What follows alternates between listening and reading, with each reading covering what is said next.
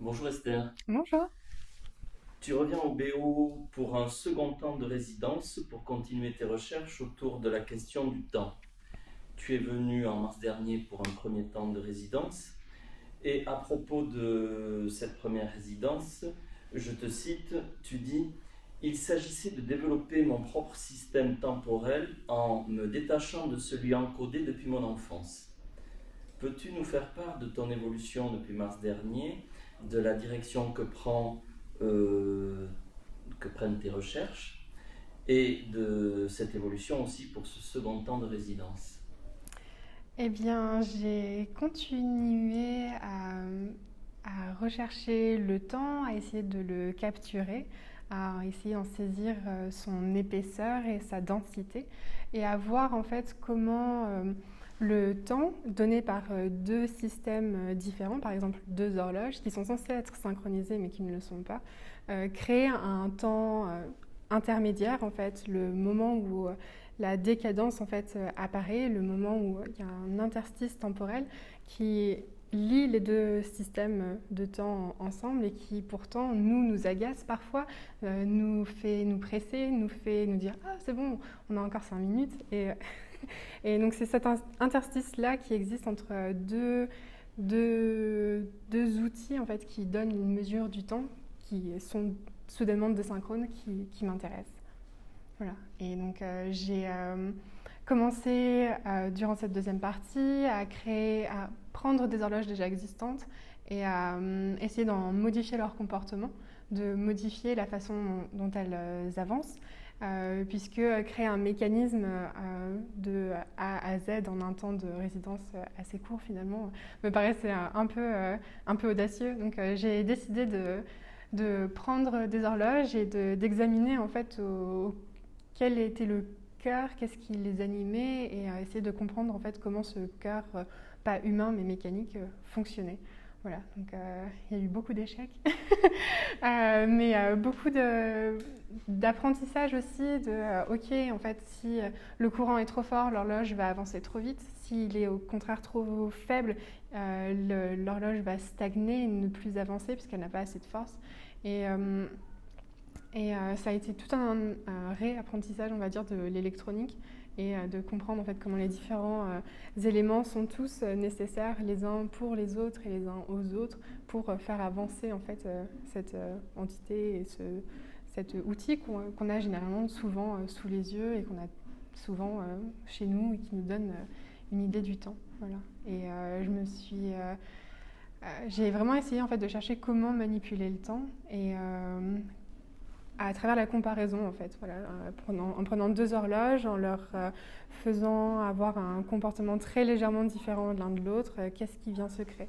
En filmant aussi pendant 2 jours deux horloges qui sont censées être, qui ont été activées au même moment et qui sont censées avancer au même rythme et qui soudainement se décalent. Et donc là pour le coup j'ai filmé très brièvement en fait ce moment où le temps se décale, le temps se distord, euh, pas dans notre inconscient, mais physiquement quoi. Tu évoques l'éloge de la lenteur, je ne sais pas si tu faisais référence à l'essai. Oui, Oui.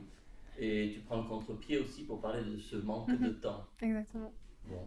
Euh, Tu peux nous parler de ça et peut-être le mettre en rapport aussi avec une représentation plus formelle de tes recherches, de ta résidence? Du coup, une certaine éloge de la lenteur, ça m'est apparu assez rapidement quand, pour ma première partie de résidence, à travers les différentes performances de temps que j'ai fait, je me suis rendu compte que je cherchais le temps pour le lier à ma productivité, en fait, pour quantifier ma productivité et la création et de façon générale ma vie pour savoir si j'étais en retard, en avance, si j'avais bien su gérer entre guillemets mon temps. Et du coup, j'ai voulu faire un pas de côté et justement essayer d'apprécier la lenteur et d'apprécier justement enfin, le temps qui donne une idée du temps qui passe, mais qui n'est pas la représentation formelle et scientifique, et une indication formelle et scientifique et pur et sûr de quelle heure il est actuellement. Et donc c'est pour ça que j'ai essayé de créer par exemple des duos d'horloges où en fait deux horloges ont un comportement inverse, c'est-à-dire que là dans ce prototype, l'idée c'est d'avoir une horloge qui avance quand il n'y a personne devant elle et qui s'arrête à partir du moment où elle sent une présence, et d'avoir une horloge complémentaire qui, elle, au contraire, a le comportement inverse. Ce qui m'intéressait, c'était voir en fait à quel moment l'une rattrape l'autre, l'une avance sur l'autre, et comment en fait cette distorsion du temps et cette manipulation du temps et cette non-représentation du temps correct pouvait, d'un certain côté, permettre d'apprécier le temps qui passe. C'est-à-dire que les secondes sont toujours des secondes, les minutes sont toujours des minutes, mais effectivement, le comportement de ces horloges qui nécessitent de l'attention, ou au contraire détestent l'attention et sont plutôt timides face à l'humain, ces deux horloges, en fait, elles ont une réaction vis-à-vis de l'humain, de la présence qui est là ou non.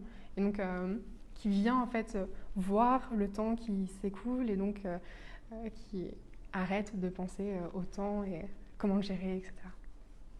Cette seconde résidence, est-ce qu'elle t'évoque une continuité? Est-ce qu'elle te permet d'élaborer d'autres projets qui feraient évoluer ces recherches-là?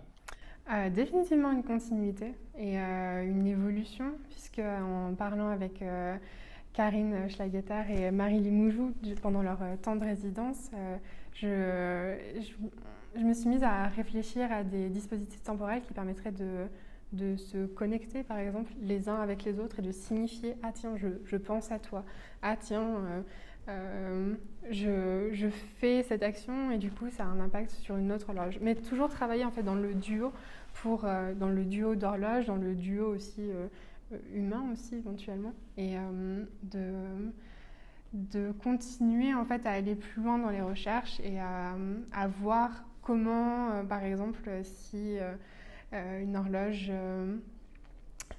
avait à revivre le confinement, quel serait son comportement? Est-ce que si en reprenant mon expérience du confinement de mars à mai 2020, est-ce que je serais capable en fait, de recréer une horloge qui rendrait compte du temps que j'ai observé, du temps que j'ai ressenti, et de même le temps que j'ai ressenti durant ma résidence ici, essayer de voir comment le traduire dans une horloge qui aurait du coup un temps limité de 3 semaines, mais qui existerait en fait, qui rendrait compte du temps durant ces 3 semaines.